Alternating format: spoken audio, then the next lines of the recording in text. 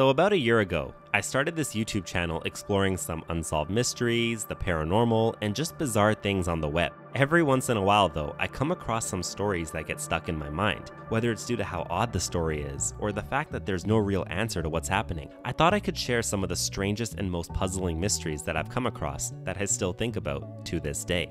Let's do this.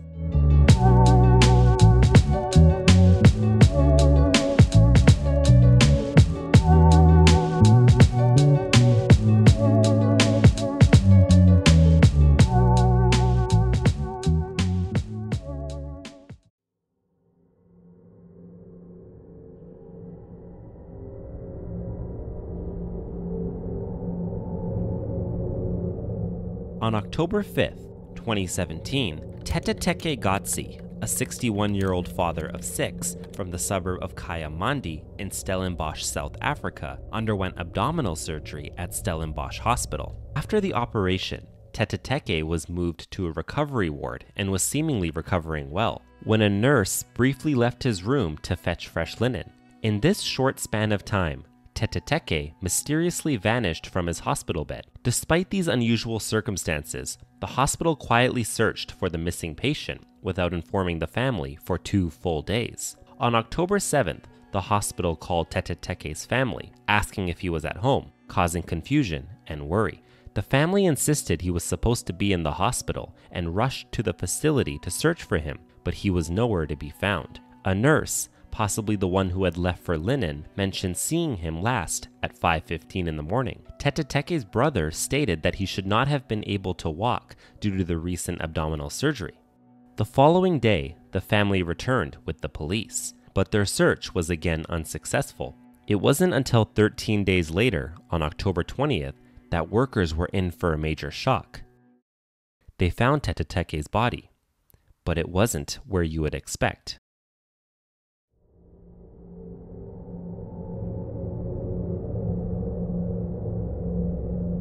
Teteteke's body was found in a remote ceiling area in the hospital, which was quite the distance away from where Teteteke was last seen.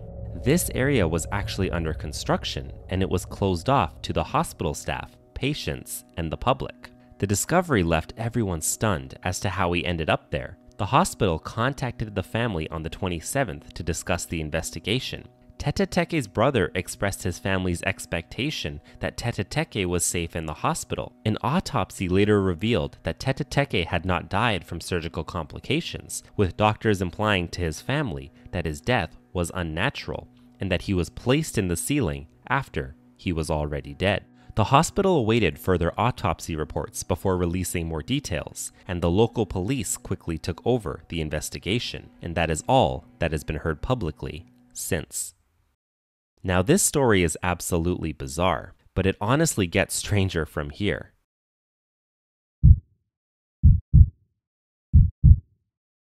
Two years later, on May 10th, 2019, 35-year-old builder Sandile Sabia arrived at Durban's Mahatma Gandhi Memorial Hospital with a broken femur after falling when fixing a house.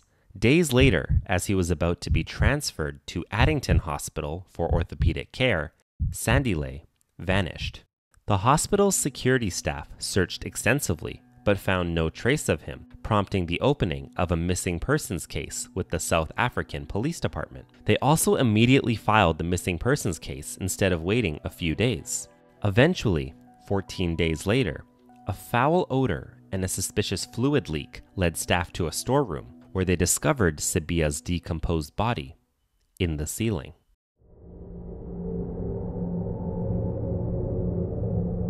Initial media reports said that Sabia was a mental health patient, but that was obviously proven to be false. The thing is, if Sandile was moved, he would have been in terrible pain as he had a broken femur, so Sandile's life must have ended in his room, and then he was likely moved to the ceiling. The circumstances surrounding the death of the otherwise healthy builder were under investigation, but not much has been told to the public since. There was an autopsy done, and the results were provided to the family, so hopefully that will help give them some form of closure. Despite the health department's insistence that they have robust security measures, a 2016 to 2017 report from the Office of Health Standards Compliance found that many provincial hospitals in KwaZulu-Natal lacked adequate security policies and incident records, though Mahatma Gandhi Memorial Hospital was not surveyed in this report. So within 2 years, 2 men who came in for surgery and were on the road to recovery suddenly disappeared and ended up being found dead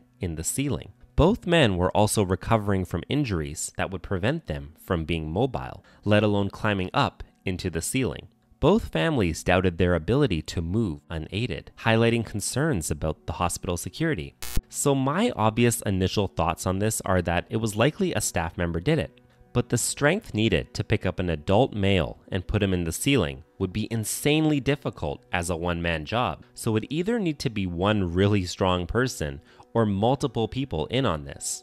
The fact that 2 men died similarly at 2 different hospitals that are on the opposite end of the country is absolutely bizarre. So Durban is approximately a 17-hour drive away from Stellenbosch, so if it was an employee that did this, I wonder how many employees transferred from Stellenbosch to Mahatma Gandhi Hospital between 2017 and 2019. Also, what would the motive be, and why hide the body directly in the hospital? This story is just bizarre, and I don't really have an answer at this point. What do you think happened?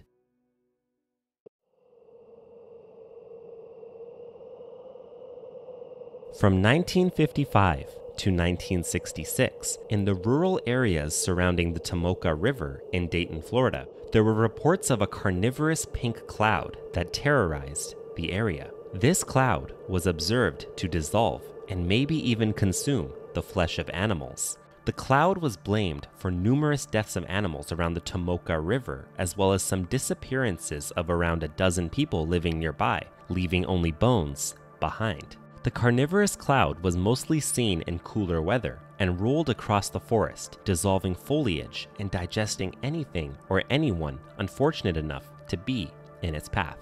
I read online that sightings of this pink cloud may go back to the early 1600s, where it was spotted by Alvaro Mexia, who was a 17th century Spanish explorer and cartographer of the east coast of Florida. But there isn't a ton of information on that. But there are a few different theories about what this cloud was. An indigenous legend, told by Doris Marie Mann Boyd, is the first theory. Chief Tomoki was a legendary chief of the Timucuan warriors. He was also known to have committed sacrilege by grabbing a sacred cup and drinking water from a spring known as the Water of Life, violating the practices of his people. The tribe attacked him, but he was invincible because he kept drinking while taking a bunch of arrows to the body. A warrior princess named Olita walked up to him, drew her bow, and put the final arrow right into Chief Tomoki's heart. Since then, his spirit is said to wander the mist of the Tomoka River forever. So I love local folklore, so I definitely had to include this. But it doesn't make sense why the spirit of Chief Tomoki would only show up during that time and not later on, unless if something was happening in the area during that decade. So let's continue on to our next theory. So the main theory here is swamp gas, also known as marsh gas, which is mainly methane with small amounts of hydrogen sulfide, carbon dioxide, and trace phosphine. It forms in marshes, swamps, and bogs where rotting vegetation prevents oxygen from reaching the organic material below, which allows anaerobic digestion to produce methane. So to pretty much summarize, rotting plants create this crust, which traps the organic material below without oxygen. And this allows bacteria to break down the material, which produces methane. And the methane can only escape in 3 different ways. It can either seep out through the water surface, it can bubble up through the water, or it can be carried up by plants. This can be really harmful to animals, and so this might be the pink mist that people were seeing. So this might create this toxic cloud that was seen during that time, but I'm still not too sure about that. The thing is, in open outdoor environments like marshes, the concentration of these gases typically goes away quickly. I don't know if this is exactly it. Let's move on to the next theory. One last theory is that it may have been some form of chemical or waste runoff. A factory may have dumped chemical waste, and a combination of these chemicals may have created this toxic cloud that went around the area. This was during a time where there wasn't as much concern for environmental factors, and companies were likely able to get away with a lot more than they do now. For example, the tragedy in Bhopal, India in the 1980s, where thousands of people lost their lives due to a negligent toxic gas leak by the Union Carbide Corporation.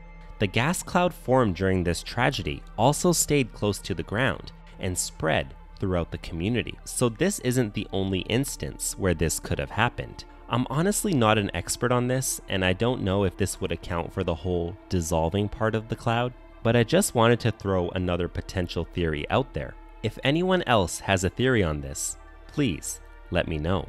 Regardless, this story is quite fascinating, and it remains unsolved. The lack of information on this, as well as the fact that it hasn't been reported to have been seen since the mid-1960s, kind of reduces the credibility of the story. But the fact that there are some weird tales behind this make this a really bizarre, obscure story. And honestly, I personally really like these obscure stories, and even though I don't have a ton of information on them, I hope to help throw stories like this out into the world and see what happens. Hopefully we can get more information on this, but for now, this story remains unsolved.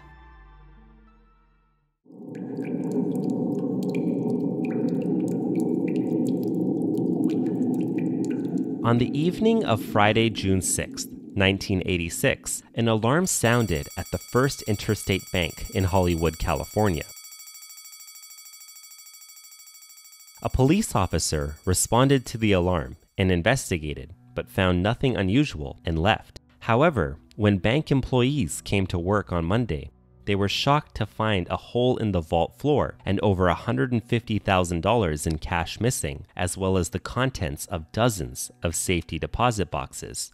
The estimated loss was over $2 million stolen by the thieves. They used hand tools to cut through the 18-inch thick, steel-reinforced concrete floor. Once inside, they stole over $2 million in cash, jewelry, and rare coins. This heist became one of the biggest in Hollywood history. Investigators were amazed and stunned by the effort the thieves put into the crime, calling it the crime of the century. The thieves had used Los Angeles' network of storm drains to dig a 95-foot tunnel to the bank. These tunnels, about 3.5 feet wide and 4.5 feet high, were dug by hand and finished with electric tools. This would require insane precision. In the weeks leading up to the robbery, bank staff reported unusual occurrences such as random vault alarms, a power outage likely caused by the thieves tapping into the bank's electricity for their power tools, and strange grinding noises that were dismissed as being rats. Investigators found that the burglars had tunneled 100 feet from the sewer, removing thousands of cubic feet of dirt and using the sewer water to clear the path. They used a gas-powered generator and hand tools after their electric drill failed, likely extending their work time. Despite searching a 3-mile radius underground, investigators found no clues. It honestly seemed like the perfect crime. 14 months later, on August 22, 1987, another bank in California was robbed similarly. The thieves had cut an 18-inch hole in the concrete floor of a Bank of America in West Los Angeles, but were interrupted and fled before being caught, taking only $90,000 and leaving behind their tools and work clothes. Investigators found an 18-inch core bit, a diamond-tipped cutting tool, left at the scene. This tool had been bought by a construction company using a fake name and address in San Diego, and it was also paid for in cash. It's also assumed that the men worked in construction or a similar blue-collar job due to their expertise with these tools. Further searches led them to find a quad runner, also known as an ATV, inside a storm drain entrance 3 miles from the bank, but fingerprints on the quad runners led to no matches. The investigators believed that the men used the quad runners to transport their heavy equipment underground, as the core bit and drill alone required a drill press that weighed over 100 pounds. So these guys were just ripping around in ATVs while preparing for this robbery, and were probably going to use this as their getaway vehicle too. I mean, that's incredible. The tunnels for the second robbery were a bit bigger as well, measuring approximately 5 feet wide and 8 feet high, supported by wooden beams. so they probably learned they needed more space the second time around. They concluded that the thieves were likely close friends, worked in construction or blue-collar work, or were army buddies working together for long periods in small spaces. They suspected that 2 men were involved in this robbery, but there could have been others as well, because at least one other person could have warned the thieves about the alarm. Footprints showed one thief ran through the tunnel barefoot, and the other wore socks. Despite finding these clues, no fingerprints matched any known criminals. A mile and a half from the Bank of America, investigators found another finished tunnel under a Beverly Hills bank. This tunnel had mounting bolts for the drill already in place, and the thieves could have stolen between $10 and $20 million if successful.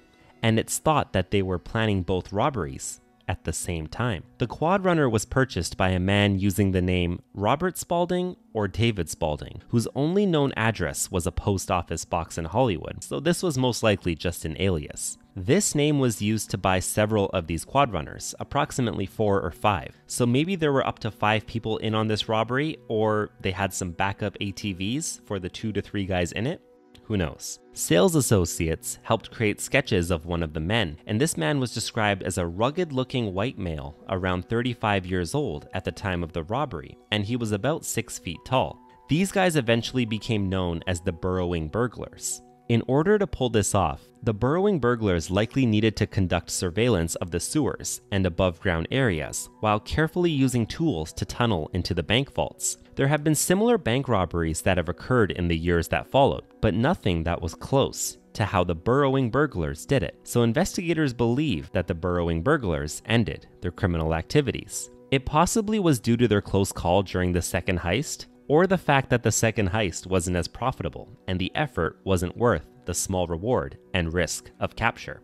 Similar burglaries have happened elsewhere in the United States and other countries, but they aren't believed to be linked to the Burrowing Burglars. Eventually, the police stopped searching as the statutes of limitation for grand theft expired in 1992. So this case also remains unsolved. The Burrowing Burglars are definitely going to be remembered for their nearly flawless execution of one of the most intricate and skilled bank heists in history. I hope one day we get to find more information on this because it's one of the craziest bank heist stories I've ever heard.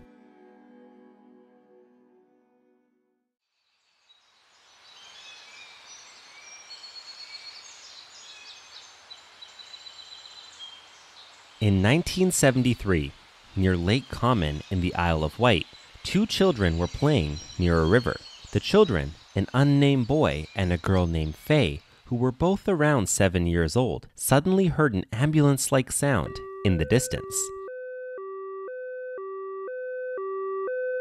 They went across a footbridge after hearing this sound and then came across this entity, which was described as a mix of a clown, robot, and alien, standing well over 2 meters tall, or around 7 feet tall. This entity was thin, with a large head, blue triangle eyes, a flat brown nose, and yellow lips that didn't move when it spoke, almost like these features were painted on. It had a tall pointed hat, a red and green clown suit, and wooden antenna extending from its body.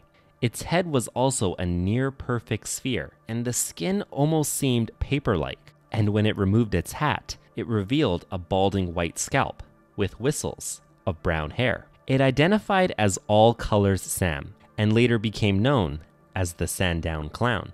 Despite its appearance, the Sandown Clown was friendly and spoke to the children for almost 30 minutes. There were also 2 workmen nearby, but for some reason they couldn't see Sam or the children, almost like they were invisible. The Sandown Clown invited the children to its home, which was a 2-story hut hidden in the woods. The hut had blue-green dial patterns on the walls and also metallic floors. The furniture was rough and wooden, resembling a table and a chair. It spoke through some kind of microphone or speaker system, and the Sandown Clown claimed to be all colors and non-human. It provided cryptic answers to questions about its nature. When asked if it were a ghost, it is reported to have answered, "Well, not really, but I am in an odd sort of way."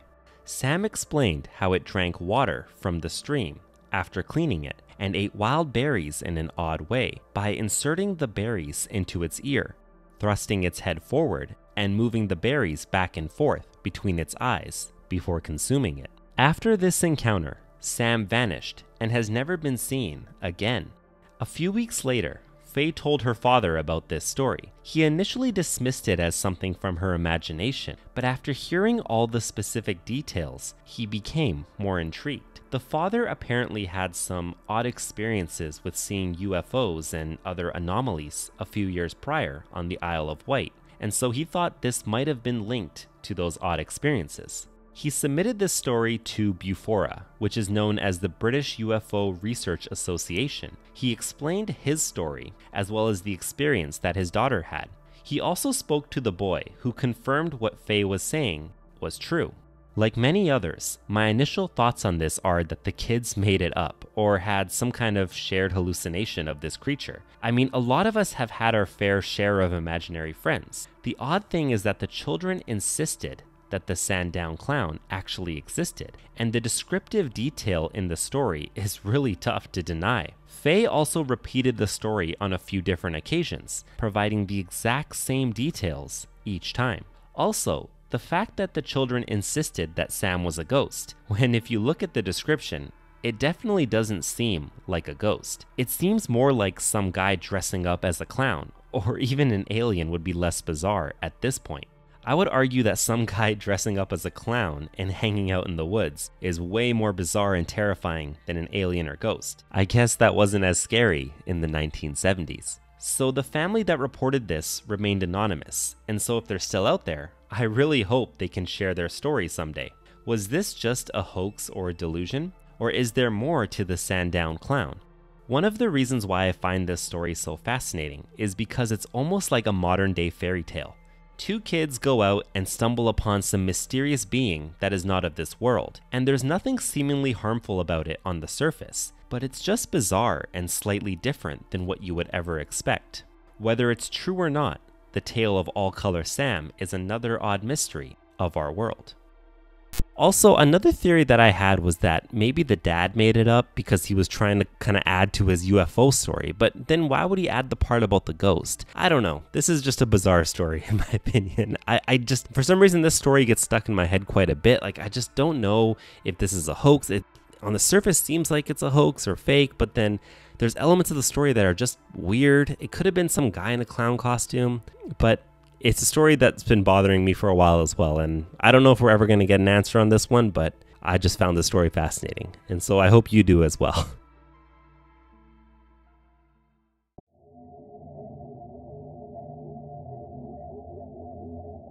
So this last video is something I've wanted to talk about for a while. It's one of the most bizarre videos on YouTube I've ever come across. I believe it was really popular about 10 to 15 years ago when I first saw it, but I haven't heard much about it since. But I do remember this really weirding me out at the time, and I still come back to it every few years. There's never really been an explanation for it, and so I haven't heard anyone talk about it much recently, but I'll leave a link to the video in the description below. So this YouTube video starts off with these group of guys seemingly going on a trip to Area 51, and they first stop in Rachel, Nevada, which is the closest settlement to Area 51. They are speaking to locals about which road to take to get close to Area 51, and they're told to take this specific dirt road, as any other road would lead to an automatic arrest, as the area is obviously full of surveillance. As they make their way down the dirt road, they come across these two elderly ladies parked on the side of the road,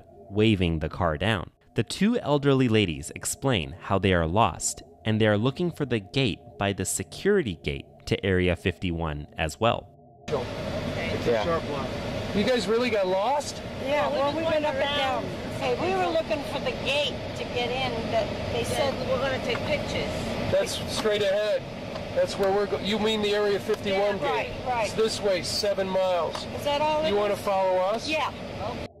After speaking to them, they tell the ladies to stay behind them as they head to the gate, but not to pass them so they don't go through the gate, and to stay further behind as the dust from the road will reduce their visibility. It's gonna be spook. Hey, listen, when I slow, you're not gonna be able to see me because I'm gonna put out a dust. As he's explaining, one of the elderly ladies just waves her arm and walks away, pretty much dismissing the guy.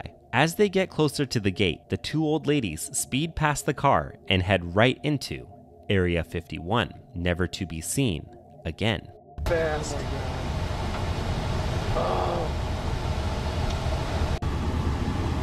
Oh my God. They're going right through.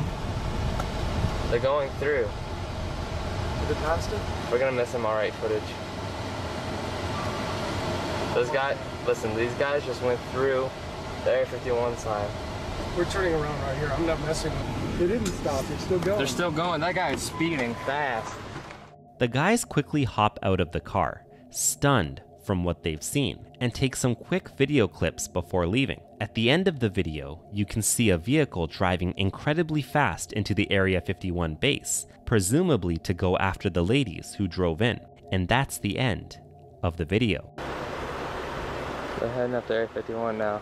Probably to obtain the ladies. Detain them, whatever. So right off the bat, this video leads to a lot of questions. Who were these elderly ladies? Were they two old ladies working at Area 51?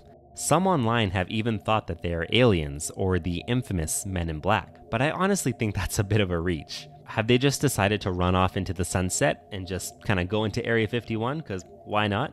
Was it just a mistake? Who knows? One thing that I found really strange is how the ladies just seemed a little uncanny, like their hand on the car door, the persistent smile. Also, the first two questions they ask, which are, "Where are you all going?" and "What's up that way?" are almost like interrogation questions you would receive if you're on the verge of trespassing or entering somewhere. I honestly think I'm overthinking this a bit, but this whole situation is definitely bizarre.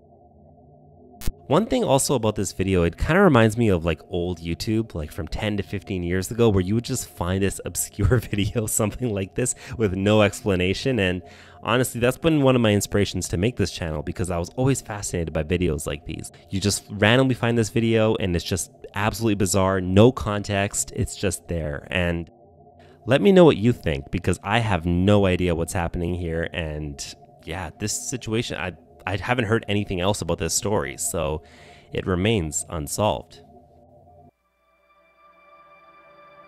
From tragic true crime stories to absolutely bizarre videos, this world is full of mysteries. I hope one day we can get more answers, but for now, these mysteries remain unsolved. If you liked my video, please like, comment, and subscribe. It really helps the channel out, and I hope to make many more videos like this in the future. If you have any suggestions, please make sure to leave them in the comments below. And as always, never stop wondering.